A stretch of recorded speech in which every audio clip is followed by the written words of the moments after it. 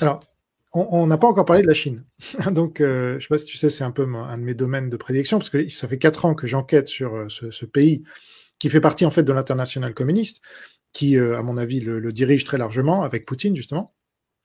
Tu n'as pas encore fait de vidéo sur la Chine. Est-ce que tu en prévois une? Et quel est ton avis sur ce pays, est-ce qu'elle est communiste déjà, première chose, parce que déjà plein de gens nous disent non, non, elle n'est pas communiste parce qu'elle a libéralisé. Bon, donc toi, est-ce que tu penses qu'elle est communiste?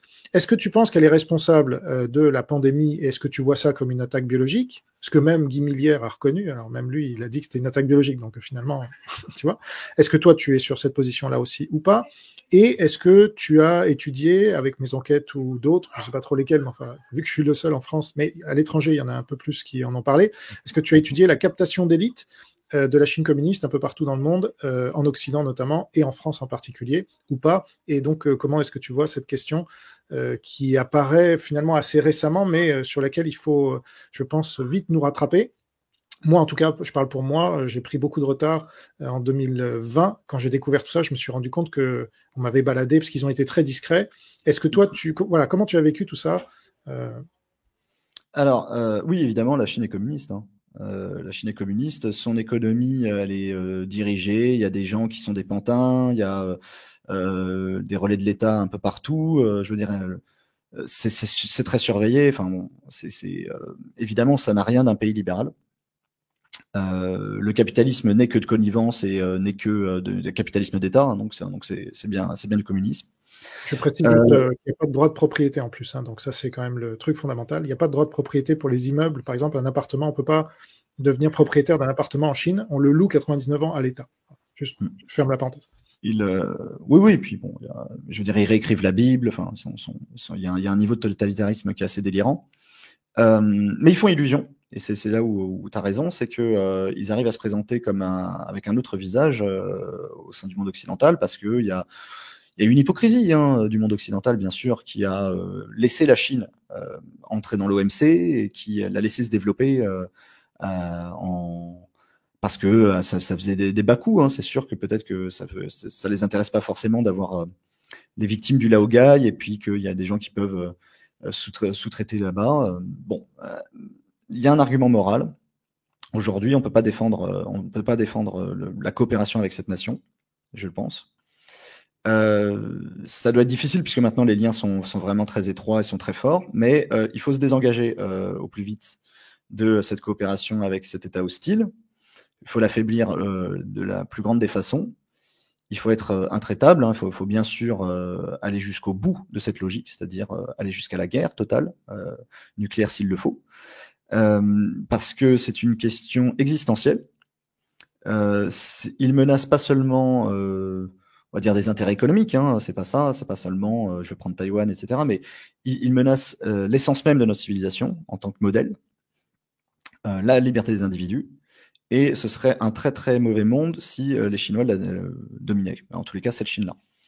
Euh, je pense avoir répondu là-dessus. Je peux dire sur la pandémie. Je connais pas tous les détails parce que évidemment, c'est extrêmement impossible en fait de les avoir. Mais même les enquêteurs les plus sérieux de la CIA euh, tablent sur une fuite de ce laboratoire. Alors après, le laboratoire P4, maintenant tout le monde sait que c'est à peu près ça, hein. Ça fait pas grand mystère. C'est la piste la plus sérieuse de l'émergence de cette pandémie.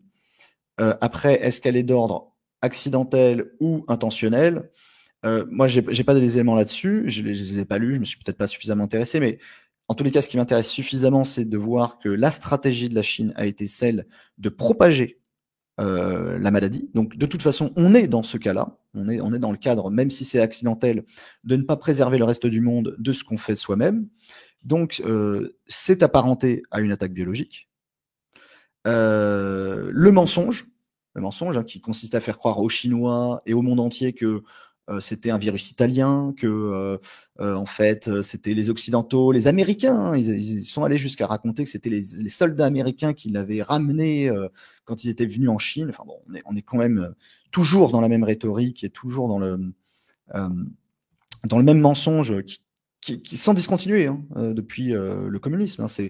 On est encore dans, je ne sais plus comment elle s'appelle cette opération où dans les années 80, les Russes ont balancé que c'était les Américains qui avaient inventé le sida.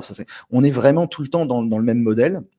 Le problème, c'est que ça a marché parce que, bon, ce mensonge-là n'a pas marché, mais personne ne va pointer la responsabilité de la Chine dans ce qui s'est passé. Personne lui a demandé des comptes, y compris les États-Unis de Donald Trump, même si ça a été pendant un moment un peu chaud, mais personne lui a dit, bon, écoutez, maintenant, là, c'est parti de vous, là, cette merde.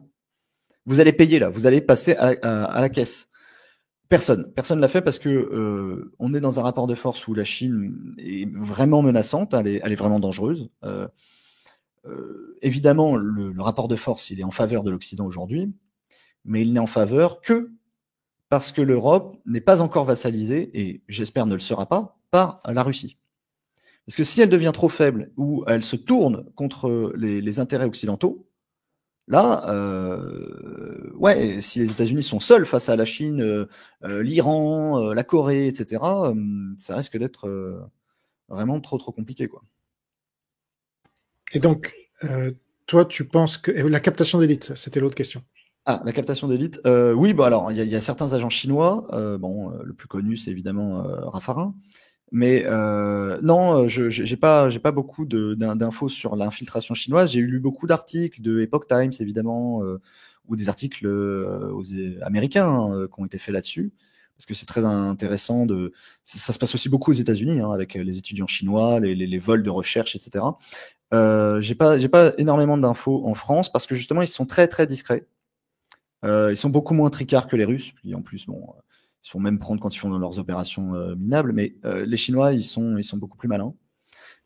Et puis surtout, ils ne sont pas identifiés. Là maintenant, la Russie s'est identifiée comme ennemi. Alors pas par, j'allais dire la droite RN et tout ça, mais par la gauche, Glucksmann, par le centre gauche, s'est identifié comme un ennemi parce que c'est un ennemi à l'expansion du socialisme sociétal, hein, de la gauche sociétale. Poutine est un frein à cela, et donc il est identifié comme un ennemi par cette gauche oligarchique qui gouverne essentiellement en Europe, voire même aux États-Unis aujourd'hui avec Joe Biden. Et donc, eux, ils ont facilement identifié la Russie comme ennemi à leur problématique. Pour autant, ces sociodémocrates n'ont pas identifié la Chine véritablement comme l'ennemi, ou en tous les cas à la hauteur de la dangerosité qu'elle la Russie. Ok. Oui, alors là, il faut que tu rattrapes ton retard. C'est comme moi, je l'ai rattrapé et j'ai enquêté depuis 4 ans. Et c'est vrai que je suis le seul et que si on ne me suit pas, on ne peut pas être au courant. Parce que personne ou presque dans la presse en parle. Ou alors, comme Epoch Times, qui me censure. Donc voilà, donc c'est pas vraiment des anti-partis communistes chinois, ils font la promotion de pro-partis communistes chinois. Donc ça déjà, tu peux mettre cette source de côté, comme NTD France d'ailleurs, ce sont des gens qui m'ont invité, NTD, pour finalement me dire, ah ben non, on va pas parler de l'attaque biologique, hein, vous comprenez. Ah non, je comprends pas. C'était pour ça que vous m'invitiez, je croyais. Donc voilà ce qui s'est réellement passé, et ça, les gens le savent pas. Donc comme ils ont cette image d'opposants au Parti communiste chinois, on va leur faire confiance, alors que, en fait, ils promeuvent des gens qui défendent le Parti communiste chinois, comme Pierre-Yves Rougiron, contre lequel tu as une dent. Et là aussi, Pierre-Yves Rougiron, donc tu as fait une vidéo hein, sur lui que je recommande, parce qu'elle va vraiment au fond des choses. Donc c'est un communiste, il s'en cache pas d'ailleurs, mais c'est un pro-russo-chinois ultra, qui est proche des sphères vraiment communistes asiatiques. On ne rentrera pas dans le détail, mais pour des raisons personnelles, quand on connaît un peu sa vie. C'est quelqu'un qui vient de Serge Ayoub, hein, donc les néo-nazis, parce c'est peu su ça aussi, mais il s'occupait de faire des conférences dans le local, qui était le truc entre Serge Ayoub et Alain Soral. Donc ça, il faut quand même savoir aussi. Et d'ailleurs, moi, j'ai été invité une fois, hein, je ne me cache pas, puisque justement, j'allais défendre là aussi le point de vue anti-complotiste sur le 11 septembre. Donc à chaque fois, je vais, parce que c'est trop facile d'aller là-bas et de leur servir la soupe. Par contre, c'est beaucoup plus dur face à des gens qui croient dur comme fer que le 11 septembre était un inside job, hein, un truc fait par les Américains eux-mêmes, de leur dire, bah non, et je vais vous expliquer pourquoi. Donc ça, c'est une expérience. On était 10 dans la salle. Il y avait Rougiron, Ayoub et 8 skins, et je m'en rappellerai longtemps. Mais c'était une expérience importante à faire. Donc, sur la Chine, il faut absolument que tu prennes connaissance. Alors, pour te faire gagner du temps et pour ceux qui nous écoutent là, qui comprendraient pas, parce que ça, il vous manquera quelque chose tant que vous ne comprenez pas cette captation d'élite au plus haut niveau. Donc Raffarin, c'est la partie vraiment émergée de l'iceberg, et ça cache la forêt, par exemple Fabius, qui est le Raffarin de gauche. Là, c'est intéressant d'ailleurs, parce qu'on voit tous les Villepin, les Hollande, tous ces gens qui sont des apologètes du Parti communiste chinois. On ne comprend pas pourquoi ils rejoignent Poutou, je veux dire, au Front populaire, au nouveau Front populaire, si on ne sait pas qu'ils collaborent avec la Chine communiste depuis très longtemps et de manière hallucinante. Donc là, je vais mettre un lien. Je ne connais pas par cœur. Et là, vous avez accès, c'est gratuit, vous avez accès à des centaines, je dis bien des centaines de visuels qui sont le fruit de 4 ans d'enquête sur cette captation d'élite, sur la Chine communiste en général, et que je mets à disposition. Après, évidemment, si les gens veulent aller plus loin, ils ont mes souscriptions, mais déjà, et mes vidéos gratuites sur ce compte. Mais là, avec le lien que je viens de vous mettre en commentaire, hein, donc PCC dégage, c'était une opération qu'on avait faite parce que Macron s'est dit maoïste. Là aussi, c'est peu su, mais c'est hallucinant. Donc ça fait partie. Il a nommé En Marche en hommage à la longue marche de Mao. Ça, je ne sais pas si tu le savais.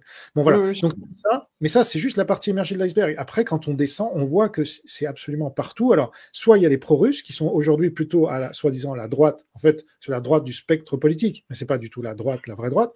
Et puis, à gauche, c'est plutôt les pro-partis communistes chinois. Et cette gauche, elle va jusqu'à Macron et au baron de LR. Voilà. Est-ce que tu vois un peu le paysage politique se redessiner avec ces dissolutions comme ça? Je suis complètement d'accord avec toi, parce que on voit bien qu'en fait, on va dire la gauche de la gauche française, quoi, c'est-à-dire une extrême gauche du coup, elle est totalement tiers-mondiste, au point de se compromettre complètement avec la Chine communiste. Ça, c'est vrai. Parce que, en fait, comment j'allais dire, par proximité idéologique. Le deuxième truc, c'est qu'effectivement, la droite de ce spectre politique, c'est-à-dire les faux conservateurs, en tous les cas ceux qui s'estiment conservateurs mais qui sont des socialistes aussi, eux, ils sont pour la Russie plutôt, parce qu'ils perçoivent la Russie comme la puissance qui pourrait les émanciper des Américains, qui sont évidemment honnis. Hein. Les Américains, c'est horrible. Hein. Ce qu'ils ont fait, c'est défendu le monde libre. Ça, c'est ignoble. Et donc, en fait, Internet et les libertés fondamentales dont ils profitent tous les jours avec leurs émissions à la con, ça, c'est vraiment horrible, ouais, en effet. Et ils veulent, du coup, une alliance russe, croient-ils, pour jouer à jeu égal entre la Chine et les États-Unis. Comme si déjà, la Chine et les États-Unis, ça devait être à égalité, quoi. Et, bon, et ensuite, comme si la Russie n'était pas le toutou de la Chine. Bon, je veux dire, évidemment, ces gens-là, en fait, ils se cherchent un papa, ils se cherchent une grande puissance, et comme ils sont mauvais perdants, en fait, alors qu'en plus, ils n'ont même pas perdu, ils ont été libérés par les États-Unis, mais ils l'ont mauvaise, que ce soit les États-Unis la puissance dominante, et ben, comme je le disais tout à l'heure, eux, ils ont choisi cette puissance-là, qui sera la Russie, parce qu'ils pensent pouvoir, en étant soumis à la Russie, parce qu'en plus c'est ça, c'est une vassalisation, hein, c'est pas une alliance. Hein. L'alliance avec la Russie, c'est on fait carpette et puis on fait ce qu'ils disent. Déjà, idéologiquement, c'est extrêmement dangereux, parce que le modèle russe, c'est le modèle soralien. La réconciliation, Kadyrov, la dimitude, en fait. C'est complètement ça. En Russie, on n'a pas le droit d'avoir les dessinateurs de Charlie. Hein. Il y a, je veux dire, ceux qui parlent de liberté d'expression, ils seraient en prison, évidemment, en Russie. Mais ces gens-là pensent que la Russie, parce qu'ils ont une très mauvaise image de la Russie, ils pensent que en fait, la Russie est une nation alliée et converge avec leurs intérêts. Et ils pensent que ce sera la solution à pouvoir combattre l'émergence de la Chine en tant que puissance, voire à s'allier avec la Chine, si nécessaire, ça c'est Rougeron, hein, par exemple, qui est complètement comme ça, s'allier avec la Chine si nécessaire, contre les intérêts du bloc occidental, parce qu'en réalité, c'est ça leur véritable idéologie, c'est l'Occident doit être à genoux, il faut détruire l'Occident qui a été... c'est du gauchisme. L'Occident, c'est le mal, parce qu'il a fait la colonisation, et aujourd'hui, les Américains, ils bombardent des pays qui leur plaisent pas. Oh là là, c'est horrible. Et donc, il faut combattre les Américains, quoi. Donc en plus, c'est complètement fou, parce que ça veut faire une alliance avec tous les crasseux de la Terre contre les seules personnes qui en plus nous ont voulu du bien et nous ont fait du bien, les États-Unis. nous ont donné les attributs de notre puissance, hein, ça les gens ne le savent pas, mais je profite qu'on ait beaucoup d'auditeurs pour le dire, c'est que la France, après la Seconde Guerre mondiale, c'est plus rien. Tous les attributs de sa puissance et de sa souveraineté, ils sont donnés par les États-Unis. Le contrat pré-bail, les bateaux, les Anglo-Américains ont tout donné aux Français. Je parle même pas du plan, le plan Marshall. Alors là, c'est 80% de dons. Tout a été vraiment donné aux Français. S'ils ont pu avoir à manger avec des tracteurs, c'est grâce aux Américains. Il faut le dire 100 fois. Il faut que tu réagisses là-dessus parce que l'argument qu'on nous ressort à chaque fois, c'est l'URSS a libéré la France, et deux, De Gaulle a sauvé la France de l'Amgote. Donc, Ah ouais, alors là, le fake de l'Amgote, je voulais en faire une vidéo. De toute façon, je la ferai, hein, parce que ça, c'est vraiment un des plus gros complots de merde des gaullistes. C'est vraiment ridicule. Ils essayent de faire croire que les États-Unis voulaient détruire complètement la France et qu'il n'y aurait pas eu de France libérée et qu'on serait devenu une colonie américaine. Alors, ce qui est marrant, c'est qu'il y a toujours une double think, une double pensée, parce qu'ils te disent que on vit sous une colonisation américaine, mais quand même, c'est pas une colonisation américaine. Bon, ce serait marrant. L'AMGOT, qu'est-ce que c'est? C'était une administration militaire américaine qui était prévue pour la libération de la France de manière temporaire. Faut le redire 100 fois, temporaire, c'est un gros mot, hein, c'est temporaire. Ça n'allait pas durer. Il y a une seule raison. On voit que c'est des conneries gaullistes. Ils n'ont sauvé la France de rien du tout. Ils se sont emparés de la France. De Gaulle n'a eu que la seule idée, c'était de s'emparer en premier des préfets, etc., pour mettre les griffes sur la France, pour s'emparer lui-même de la France. Pourquoi? Parce qu'il savait qu'évidemment les Américains voulaient l'écarter. C'était un emmerdeur. Il faisait chier tout le monde, y compris contre l'intérêt des Français, quoi. Ce qui s'est passé, c'est que les Américains, ils ont sauvé le reste de l'Europe. Qu'est-ce qui s'est passé dans le reste de l'Europe? Ils ont connu, oui, une administration américaine qui a duré quelques temps, quelques mois, quelques années. Et après, ce sont devenus des démocraties parlementaires qui font chier personne. Comme le Japon, d'ailleurs.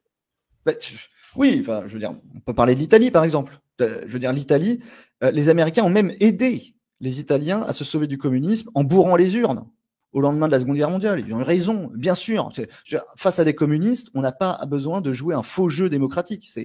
Les communistes utilisent la démocratie comme variable d'ajustement. S'ils gagnent les élections, c'est super, c'est la démocratie. Puis s'ils les perdent, ah non, c'est la société civile, no passaran, on doit se mettre en... Non, voilà. Donc, les Américains... On le voit bien avec toutes les manifestations, pour aller dans ton sens, mais toutes les manifestations qui en ce moment sont des manifestations fascistes qui se disent antifascistes. Absolument. Bon, l'antifascisme est un fascisme. C'est la façon pour revenir de s'exprimer comme étant contre ces idées-là. C'est parce qu'on est contre le fascisme qu'on a le droit de se comporter comme le fascisme. Oui, d'accord.